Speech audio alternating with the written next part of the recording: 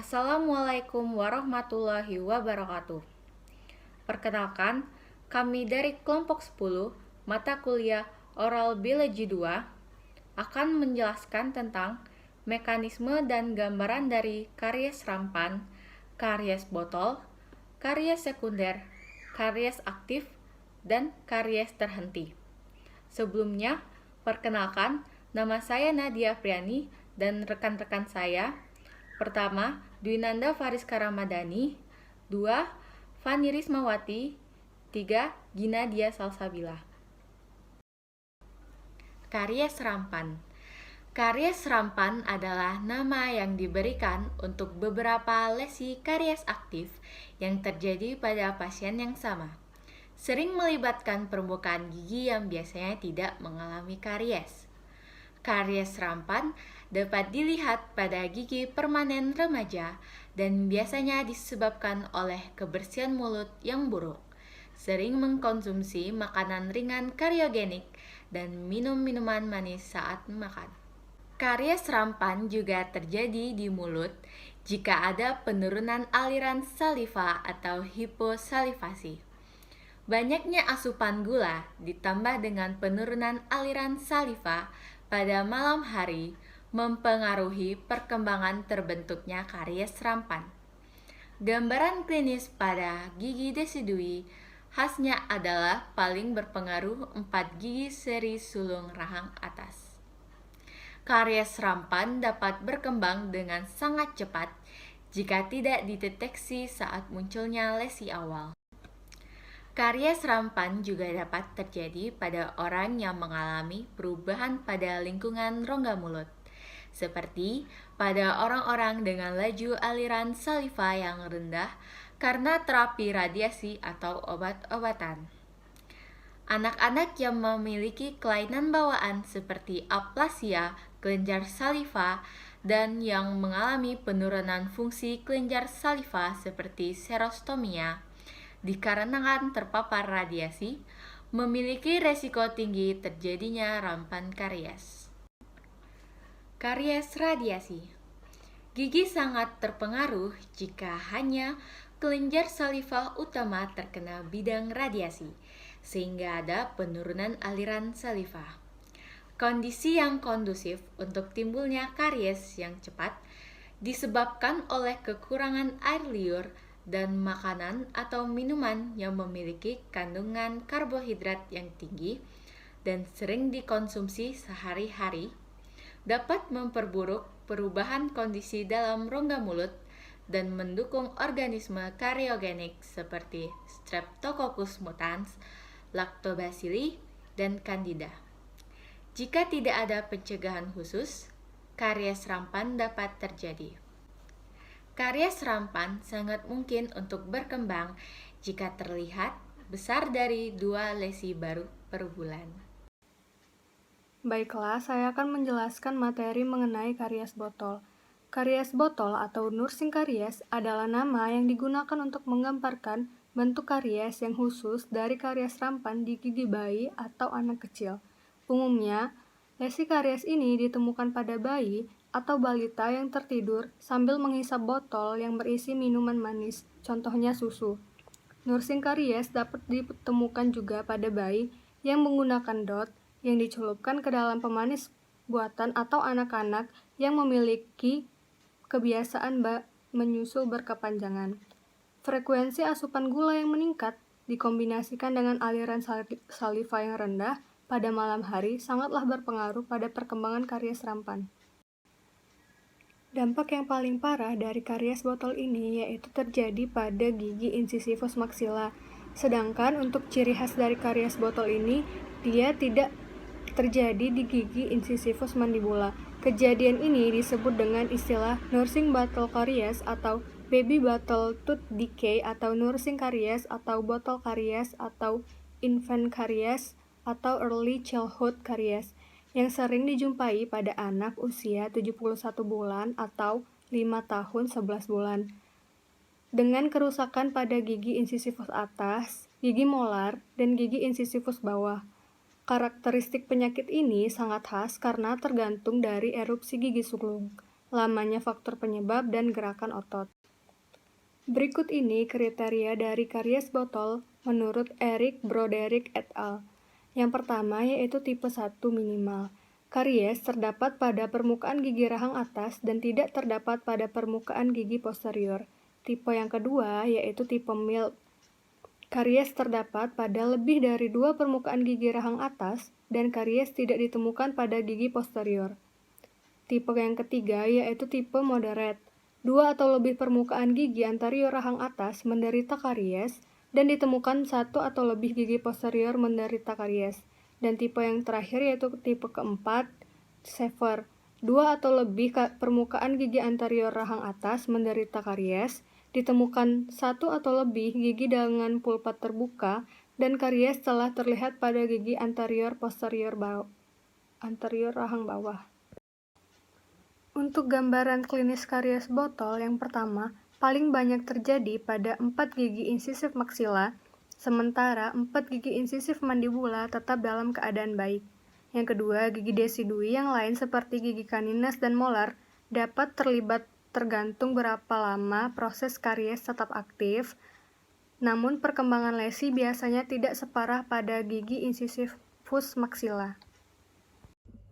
Karies sekunder atau karies berulang adalah karies primer di sebelah tambalan yang disebabkan oleh biofilm pada permukaan gigi atau permukaan kavitas lain.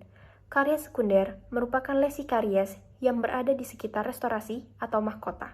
Lesi ini juga disebut sebagai karies ejection to restorations and sealants atau CARS, atau karies berulang yang berarti lesi karies primer yang telah hilang tetapi lesi tersebut terulang kembali.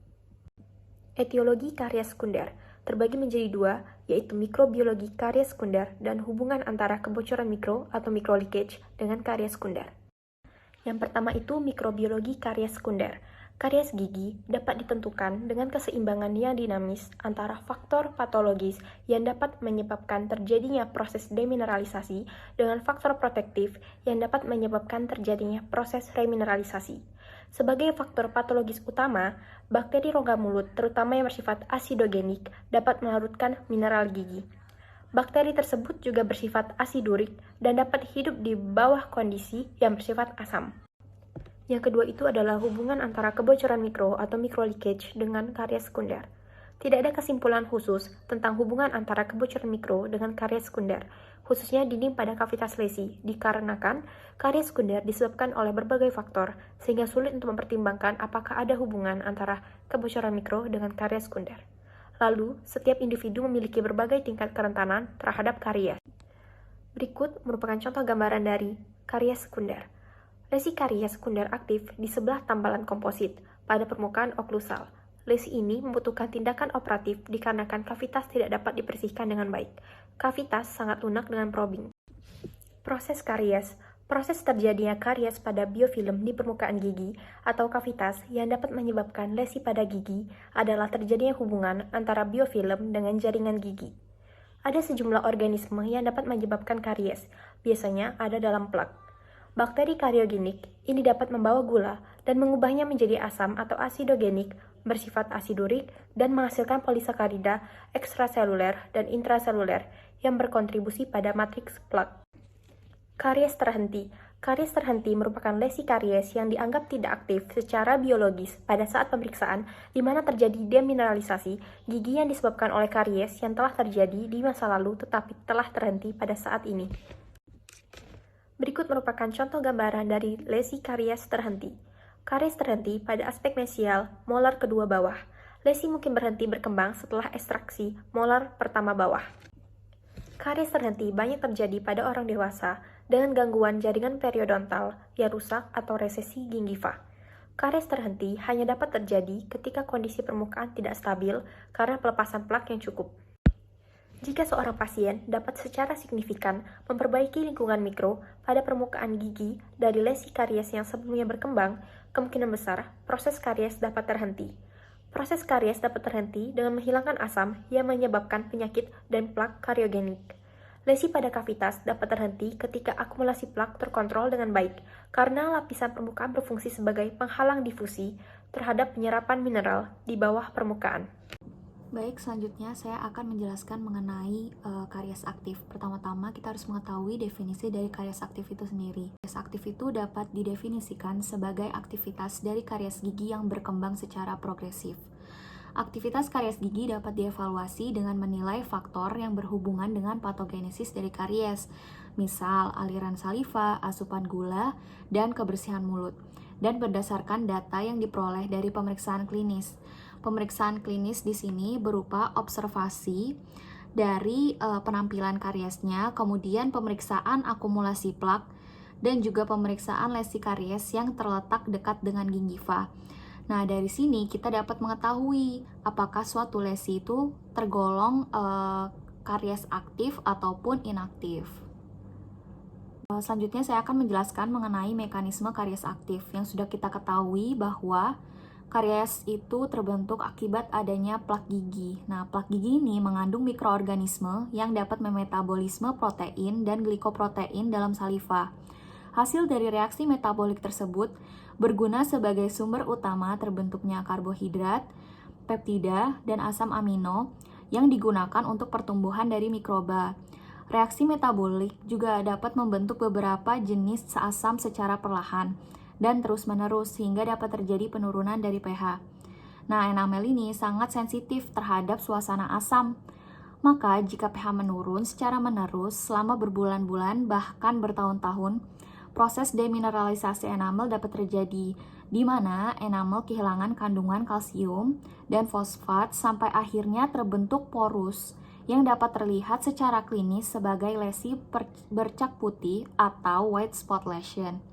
Nah, di sini kita bisa lihat ada gambaran lesi awal dari karies aktif pada permukaan bukal enamel yang terlihat sebagai putih pucat, disebut juga bercak putih atau white spot lesion. Selanjutnya adalah gambaran karies aktif. Nah, berdasarkan ICD-10, International Caries Detection and Assessment System, gambaran dari lesi karies aktif dapat digolongkan sebagai berikut. Terdapat dua tahap, yaitu tahap awal dan sedang, initial and moderate stage, tahap berat atau extensive stage. Jadi pada tahap awal dan sedang atau initial and moderate stage, dia memiliki gambaran permukaan enamel yang berwarna keputihan atau kekuningan, opak dan tidak berkilau. Permukaan terasa kasar saat ujung probe dijalankan sepanjang lesi.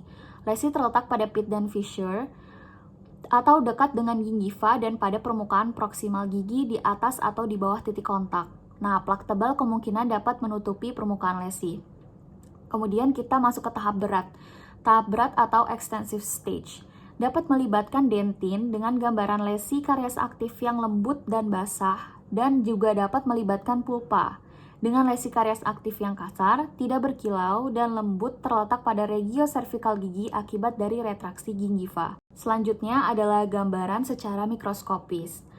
Gambaran secara mikroskopis dari lesi karies aktif dapat terlihat jika diobservasi menggunakan SEM atau Scanning Electron Microscope. Dapat dilihat ruang kristal enamel melebar, permukaan juga terlihat porus dan terasa kasar saat ujung probe dijalankan perlahan sepanjang lesi, dan dapat dilihat pada gambar yang ditunjukkan di PPT.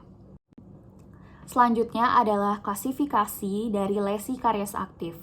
Lesi karies aktif dapat dibagi menjadi dua kategori, yaitu yang pertama adalah lesi karies aktif yang berlubang atau cavitated, yang kedua adalah lesi karies aktif tidak berlubang atau dengan lubang kecil, atau kita bisa sebut dalam bahasa Inggris non-cavitated atau microcavitation.